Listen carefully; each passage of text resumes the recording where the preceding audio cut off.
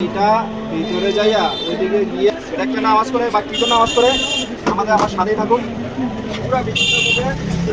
পুরো ভিডিওটার মধ্যে আমি আপনাদেরকে দেখাবো কেন হয়, মূলত কারণটা কি।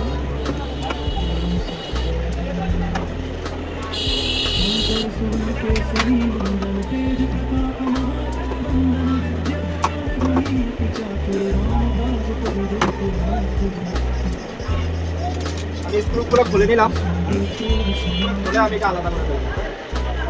আলাদা করে যে সমস্যাটা উনি ফেস করছিল এই সমস্যাটা হচ্ছে এই যে দেখেন এই যে কোণার মধ্যে ময়লাগুলো, এই যে কোণার ময়লা, হ্যাঁ এই কোণায় আর এই যে এই কোণায়, এই দুই কোণায় আমাকে একটু দেখাচ্ছে, এই দুই কোণায় ময়লা থাকার কারণে এই সমস্যাগুলো হয়। আওয়াজটা হয় এই যে কিভাবে আওয়াজ হয় দেখেন, আওয়াজটা এই যে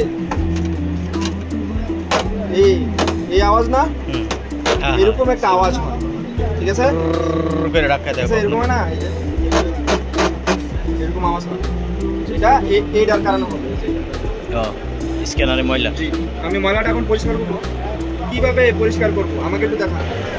তো কিভাবে পরিষ্কার করবো এটা একটু দেখেন। আমি গ্লাসটা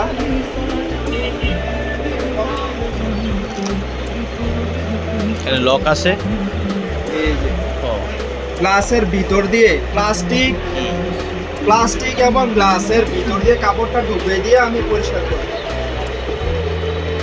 এই যে দেখেন পরিষ্কার হয়েছে কি না।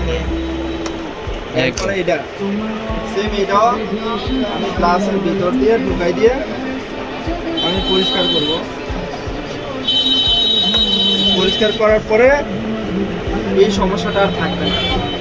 এরকম যাদের সমস্যা হয় আপনারা যদি এই কাজটা করেন 100 থেকে 100 আপনার মেশিন অফ হয়ে যাবে 10 মিনিটের সমাধান। পাশাপাশি আপনি এই যে সাইডগুলা এইখানে যদি কোনো ময়লা থাকে এগুলা বা এইটাতে এইখানে দেখবেন আবার ক্রিম আছে, ক্রিমগুলো যাতে নষ্ট না হয়, আস্তে করে সাইড দিয়ে পরিষ্কার